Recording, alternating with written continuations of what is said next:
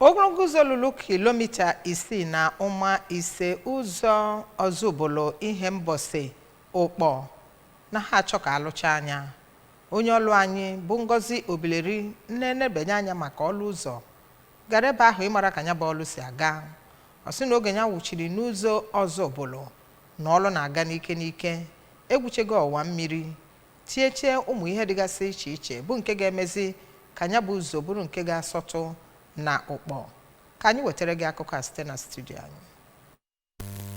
Ịgbari ala ahụ nke ikpeazụ bụ nke na-aga n'ihu na mpaghara Ozubulu na mpaghara Ukpor na ya bụ ụzọ, ebe igwu ọwa mmiri nke dị n'ime ime anị na-agakwa n'iru na mpaghara eke ihe mbọsị, bụkwa ebe ga-enwe ọwa mmiri nke dị n'elu na ya. Ka ọ na-agwazi ndị ntakọ ABS na ya bụ ọnọdụ, ka onye ji ọkwa ọchịchị nchere oge nke ekwusigo bụ Maazị Chimezie Obi kọwara na ya bụ ọrụ bụ nnọọ otu ọkpụrụkpụ ihe ha nwetara na ya bụ ebe, ma kọwaa na ụzọ ahụ ngwa ngwa arụchara ya ga-akwalite ọnọdụ azụmahịa na akụnụba na ya bụ ebe, ma bụrụkwa ihe ga-ejikọta obodo niile ya bụ ụzọ gara na ya ọnụ. Maazị Obi gosipụtara afọ ojuju na ọ bụ gọvanọ Chukwuma Soludo nọ n'ọchịchị ugbu a, bụrụkwanụ onye na-emejupụta nkwa o kwere ndị mmadụ, ma kọwaa na ọrụ a na-arụ na ya bụ ụzọ bụ ịgba,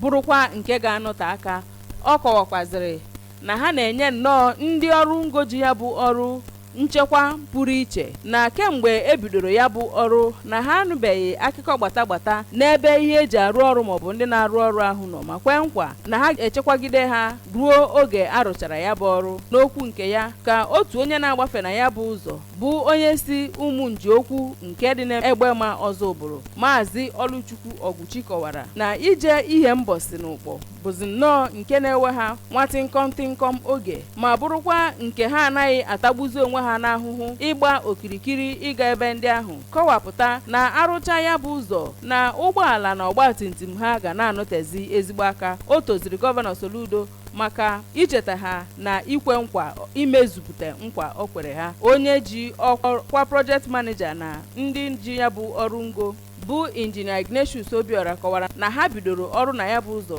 n'ọnwa Jenụwarị nke afọ 2023, ma kwukwa na ha ga-arụcha ya ma arọ 2024 a na-abịa na njedebe. Injinia Obiora kọwara na ya bụ ụzọ bụ nke obosara ya dị mita 10, bụkwa nke nwere ọwa mmiri miri emi. Kọwapụta na ihe kpatara ha ji egwu ọwa mmiri nke ime ana na mpaghara eke ihe mbọsị bụ na ya bụ ebe bụ ihe eji ide mmiri mara, ma kọwaa na ha rụcha ya bụ ọwa mmiri gadị n'ime ana na ha ga-arụkwa nke dị n'elu ka ha wee nwee ike na-agbazi ya bụ ide mmiri ụzọ ọ ga-esi wee gaa na-emebi ihe ọbụla site na ụzọ awara si Ozubulu gaa ihe mbọsị na Ukpor. Abụ m Ngozi Obileri.